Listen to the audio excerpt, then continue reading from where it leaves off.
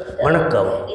இன்றைய செய்திகள் அத்துடன் நீங்கள் இவ்வாறு செய்திகளை பார்த்து மகிழலாம்.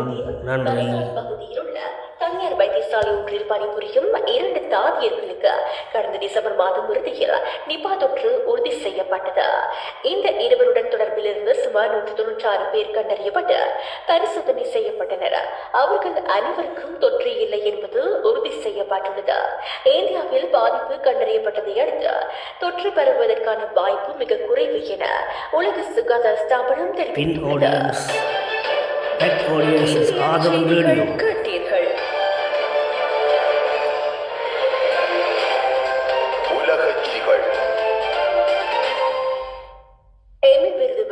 உலக புகழ்பெற்ற மூத்த நடிகையார் கேத்ரின் ஓஹாரா தனது 71வது வயதில் உயிரிழந்துள்ளார்.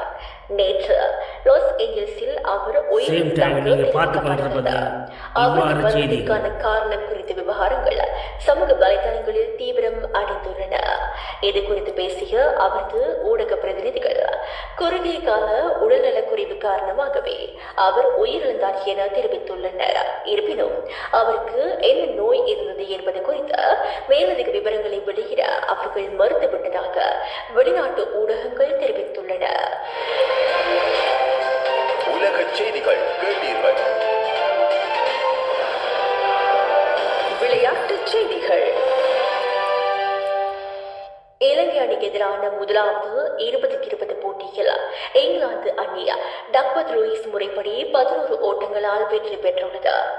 பலைக்கரையில் இடம்பெற்ற இந்த போட்டியில் வெற்றி பெற்ற இங்கிலாந்து அணி முதலில் களத்தில் ஈடுபட தீர்மானித்தது. மாலை 6:30 மணிக்கு நாணய சுழற்சி மேற்கொள்ளப்படவிருந்த நிலையில் மழை குறுக்கிட்டது. எனவே போட்டி 15 ஓவர்கள் மட்டுப்படுத்தப்பட்டுள்ளது. இதன்படி முதலில் துடுப்படுத்த ஆடிய இலங்கை அணி 16.2 ஓவர்கள் நிறைவில் சகல விக்கெட்டுகளையும் இழந்து 133 ஓட்டங்களை பெற்றது. 134 ஓட்டங்களை வெற்றி இலக்காக கொண்டு பதிலுக்கு துடுப்படுத்த ஆடிய இங்கிலாந்து அணி 15 ஓவர்கள் நிறைவில் 4 விக்கெட்டுகளை இழந்து 125 ஓட்டங்களை பெற்றிருந்த நிலையில் மழை மீண்டும் குறுக்கிட்டது. இதன்படி டக்வர்த் லூயிஸ் முறைப்படி இங்கிலாந்து அணி வெற்றி பெற்றதாக அறிவிக்கப்பட்டது.